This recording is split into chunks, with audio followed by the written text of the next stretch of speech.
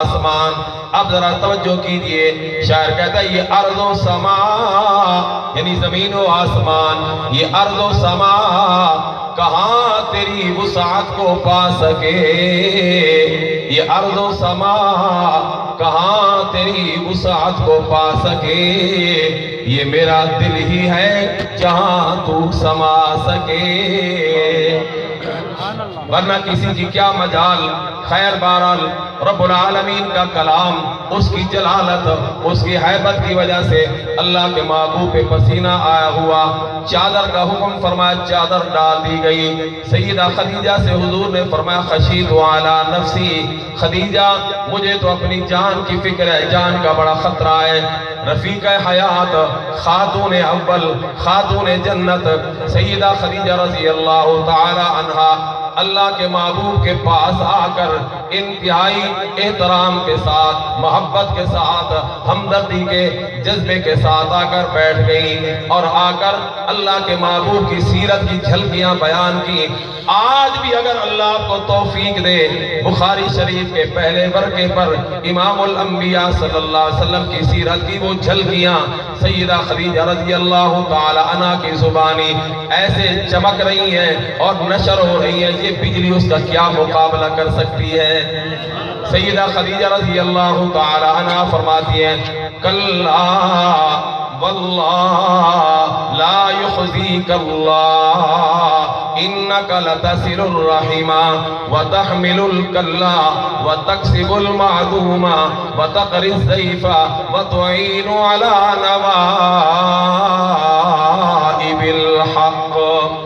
5 خوبیاں، 5 اخلاق، سیرت کی 5 کرنیں، سیرت کے 5 نمونے سیدہ خدیجہ رضی اللہ تعالی عنہا نے اللہ کے نبی کے سامنے بیٹھ کر بیان فرمائے. کیا فرمایا؟ کلا واللہ، اللہ کی جلالت، اللہ کی عظمت کی قسم کھا کر محمد میں کہتی ہوں اللہ آپ کو بے یار و مددگار نہیں چھوڑے گا.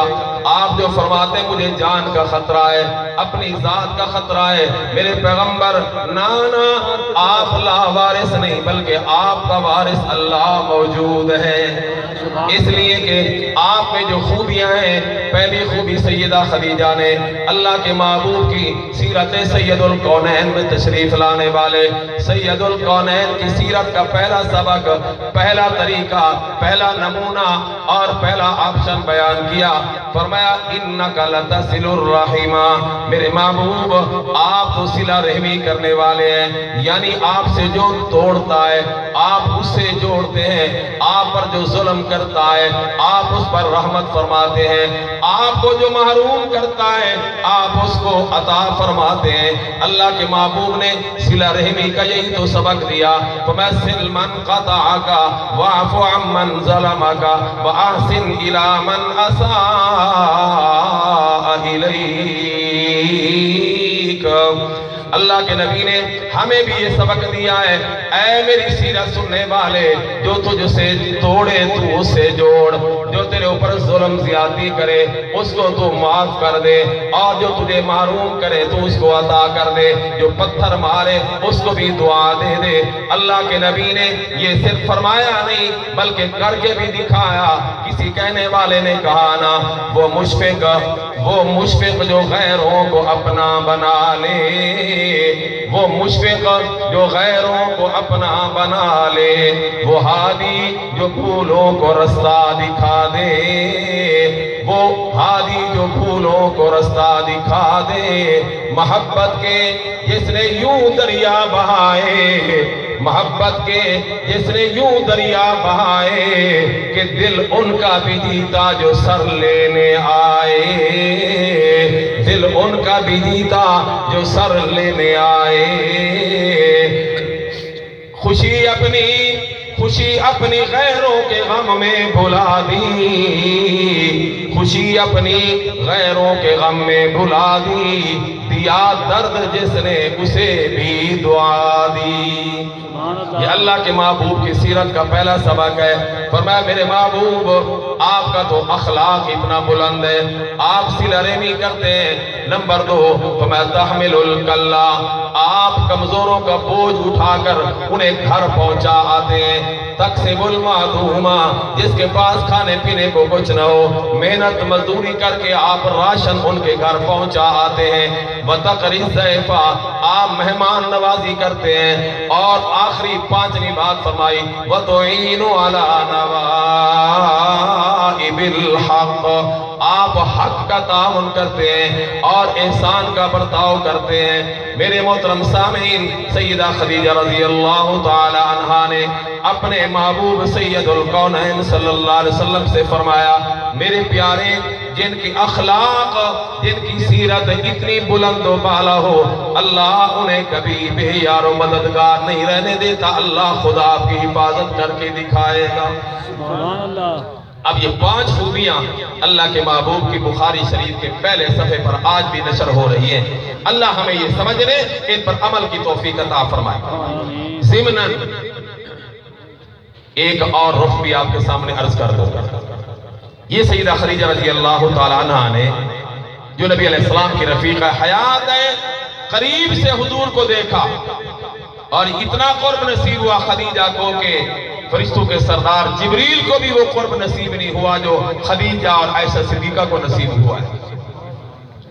ایک وقت آیا اللہ کے محبوب صلی اللہ علیہ وسلم کے ان 5 خوبیوں کو ایک اور شخص نے، خدیجہ نے نہیں، کسی اور میں بھی وہی 5 خوبیاں دیکھی جو خدیجہ کی حساس نگاہوں میں محمد عربی صلی اللہ علیہ وسلم میں دیکھی تھی۔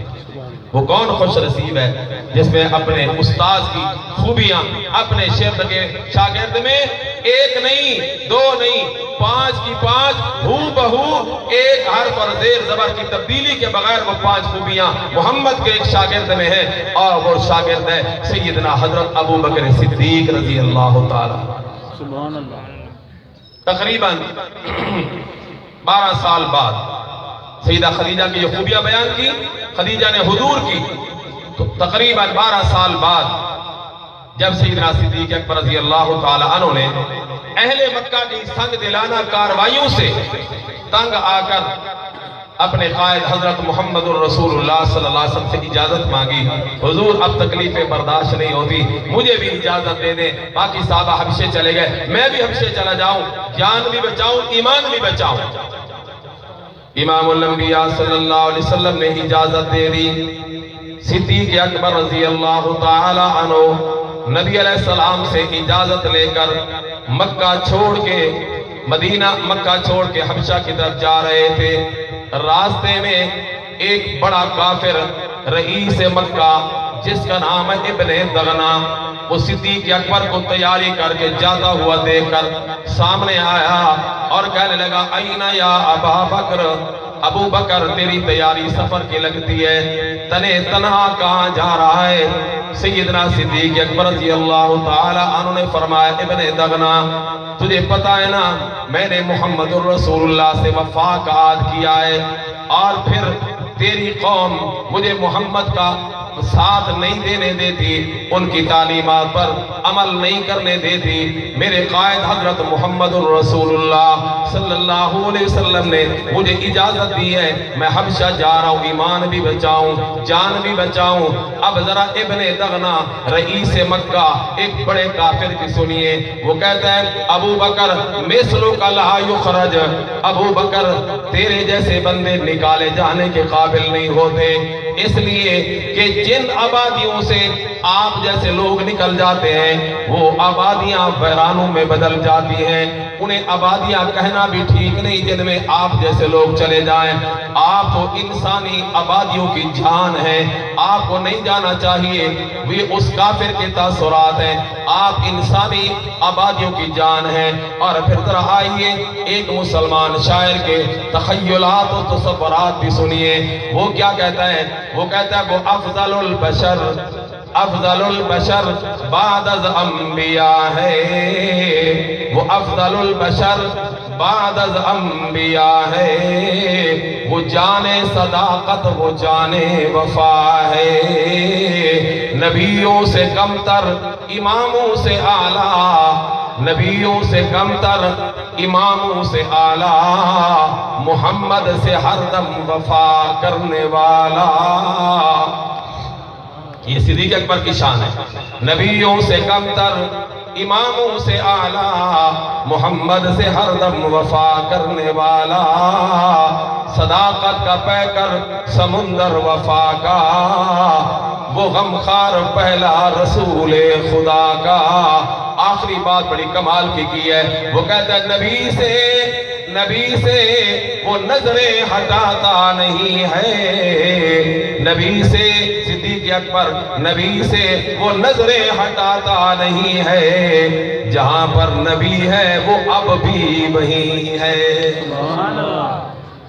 اللہ ہمیں بھی اس روضہ پاک کی جیتے جاگتے حاضری کی سعادت نصیب فرمائے، جہاں پہلے محمد رسول اللہ پہ سلام پیش کیا جائے، پھر سیدھا صدیق اکبر کا سامنے نام آئے اور وہاں سلام پیش کرے، پھر ابو عمر فاروق اعظم کا نام آئے. تو میں عرض کر رہا تھا، ابن دغنا کافر نے صدیق اکبر سے کیا کہا؟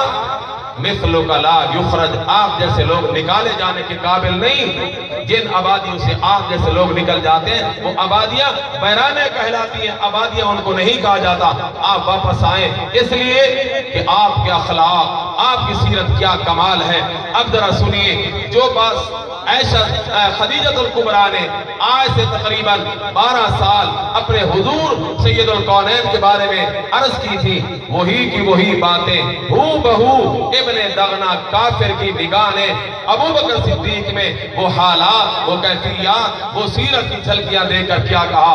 کہتا ہے واللہ لا یخزیک اللہ انک لتصل الرحم وتحمل الکلا وتکسب المعدوم وتقری الضیف وتعین علی نوائب الحق. آج سے 12 سال پہلے سید الکونین کی گھر والی نے جو خوبیاں حضور کی بتائیں، ایک زیر زبر کی تبدیلی کے بغیر ابن دغنا کافر نے محمد کے پہلے شاگرد و وفادار، وفاؤں کے بادشاہ سیدنا صدیق اکبر کی وہی خوبیاں اسی ترتیب سے بغیر کسی کمی بیشی کے بیان فرمائے. اس کو کہتے ہیں فنا فی الرسول، اس کو کہتے ہیں فنا فی الشیخ. ہم بھی تو اسی نبی کے سید الکونین کے نام لیوا ہیں جس کے ابو بکر صدیق تھے. انہوں نے حضور کی سیرت کو ایسا اپنایا کہ ایک دشمن اسلام بھی ایک حرف کی زیر زبر کی تبدیلی کے بغیر ابو بکر کی وہ خوبیاں بیان کرتا ہے جو خدیجہ نے محمد الرسول اللہ کی بیان کی ہیں. ہمیں بھی اپنے گریبان میں جھانک کر دیکھنا چاہیے کہ میرے اندر میرے محبوب کی کتنی سیرت کی جھلکیاں موجود ہیں. تو ایک گواہی سیدہ خدیجۃ الکبریٰ کی آئی، ایک اور گواہی انتہائی اختصاص کے ساتھ میں عرض کر کے بات ختم کروں. دوسری گواہی خادم کی ہے جس کو ہمارے زبان میں نوکر کہتے ہیں. یاد رکھنا یہ نوکر دور غلامی کی یادگار ہے، انگریز کا دیا ہوا یہ لفظ ہے. اسلام نے غلامی کا ایک تصور تھا، اس کو بھی ختم کر کے اب تصور دیا خدمت کا.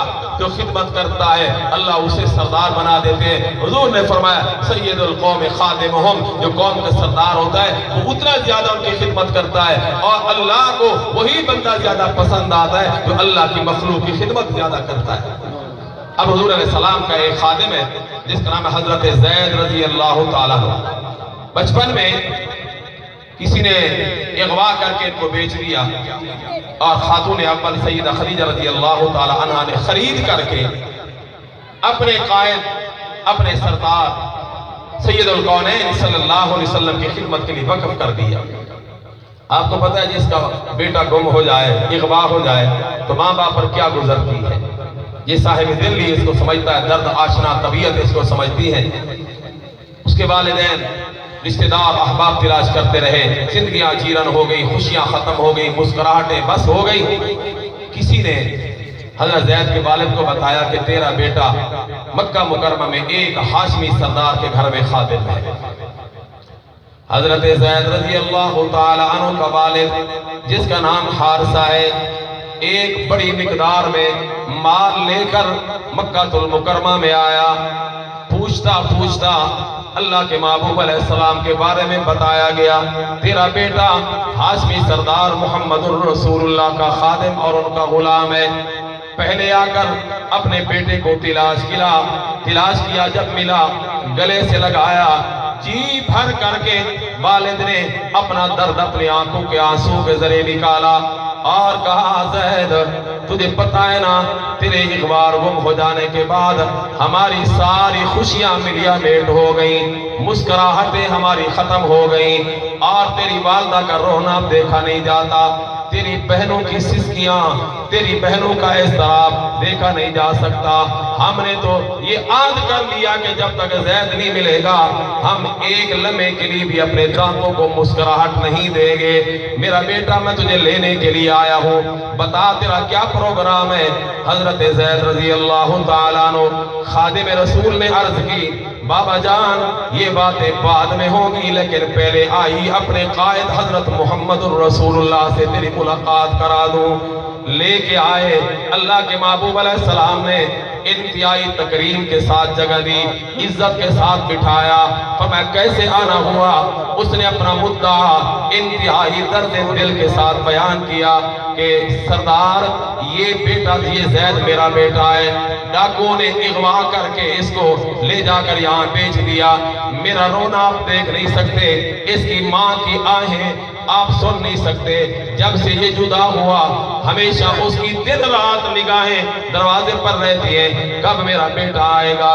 اس کی بہنوں کا اضطراب رونا آنسو دیکھے نہیں جا سکتے، جتنا کچھ آپ لیں گے میں دینے کے لیے آیا، یہ بیٹا لینے کے لیے آیا۔ رحمت للعالمین صلی اللہ علیہ وسلم کی سیرت سید الکونین کی جھلکیاں ذرا آپ غور فرمائیے۔ میرے آپ کے پیغمبر سید الکونین صلی اللہ علیہ وسلم نے فرمایا حارثہ میں بغیر کسی معاوضے کے تیرے بیٹے کو تیرے ساتھ بھیجنے کے لیے تیار ہوں، لیکن ایک بات ہے، ایک بات یہ ہے کہ میں زبردستی زید کو نہ بھیجوں گا، نہ زید کو زبردستی لے جانے دوں گا، باقی خوشی سے جائے، میری طرف سے کوئی رکاوٹ نہیں، اس لیے کہ میں یہاں ملانے کے لیے آیا، جدا کرنے کے لیے تو نہیں آیا، میں تو قانون بتانے آیا۔ سلمن قطع کا اگر کسی کا بیٹا نکھڑا ہوا جدائی کے بعد ماں سے مل جائے میں محمد تو اس پر خوش ہو جاؤں گا، اس لیے کہ کسی نبی کی تعلیمات ہیں من عزا سکلا اسی بردن فی الجنہ، جو کسی ایسی عورت کو تسلی دے جس کا بیٹا گم ہو گیا، اسی پیغمبر علیہ السلام نے فرمایا اللہ رب العالمین اس تسلی دینے والے بندے کو قیامت کے دن جنت کی چادر عطا فرمائیں گے۔ حارثہ میں زید کو زبردستی نہ لے جانے دوں گا، نہ بھیجوں گا، زید کی مرضی بلا معاوضہ بھیج دوں گا۔ ذرا پوچھ لیا جائے، اب زید کے والد نے اپنے بیٹے کی طرف سروالیہ نظروں سے دیکھا، بیٹا اب تو رکاوٹ کوئی نہیں، اٹھو نہ چلیے، مگر سیدنا حضرت زید رضی اللہ تعالی عنہ نے بھرپور نگاہوں سے اپنے قائد اور اپنے آقا و مولا سید الکونین صلی اللہ علیہ وسلم کے بزدھا والے چہرے پر اپنی بھرپور نظر ڈالی۔ میرے محترم سامعین، کبھی خاموش نگاہیں وہ کام کر جاتی ہیں جو خطیب کے وہ الفاظ بھی کام نہیں کرتے۔ اسی کو تو کسی نے کہا نا عقل و خرد کو، خرد کا معنی بھی عقل ہوش، کہتے ہیں عقل و خرد کو وہ چھو نہ سکا تمام عمر، عقل و خرد کو چھو نہ سکا وہ تمام عمر، جادو جس پر تیری نگاہ کا چل گیا۔ اللہ کے محبوب نے بھی دیکھا، ادھر والد نے بھی دیکھا، حضرت زید رضی اللہ تعالی عنہ نے فیصلہ کن جواب دیا، ابا جان اللہ آپ کو سلامت رکھے، میری ماں کو بھی سلام دینا، میری بہنوں کو بھی سلام دینا، میرے احبہ اعزاء اقارب کو بھی سلام دینا، میں سب کو چھوڑ سکتا ہوں لیکن محمد الرسول اللہ کا دامن نہیں چھوڑ سکتا، اس لیے کہ جو محبت جو شفقت محمد الرسول اللہ کے ہاتھوں میں، آپ باپ ضرور ہے لیکن آپ کے ہاتھوں میں وہ شفقت و محبت کہاں؟ حضور کی ازواج کی نگاہوں میں جو پیار محبت شفقت ہے وہ میری اصل صحیح حقیقی ماں میں کیا ہوگی؟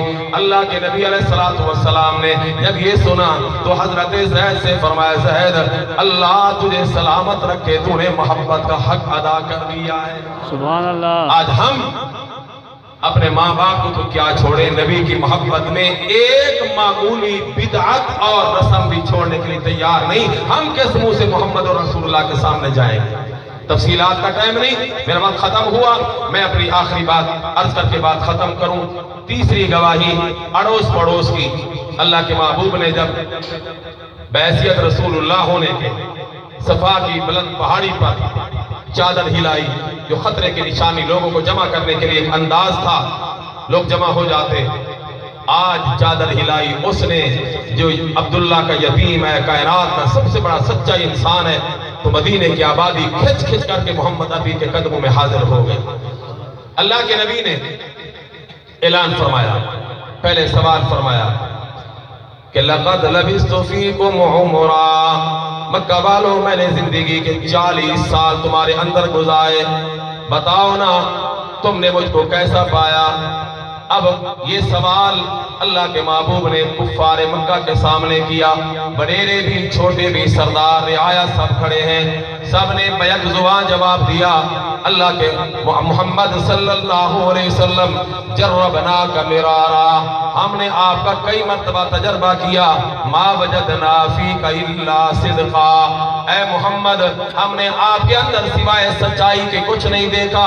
او امت والوں ذرا سید الکونین کی سیرت کی جھلکی دیکھو، کافر کہہ رہے ہیں ہم نے آپ میں سوائے سچائی کے کچھ نہیں دیکھا، بلکہ میں اگر اس کو یوں کہوں، انہوں نے کہا محمد آپ تو سچائی کا نشان ہے، آپ تو دیانت کی پہچان ہے، آپ تو دیانت صداقت کا چلتا پھرتا اعلان ہے۔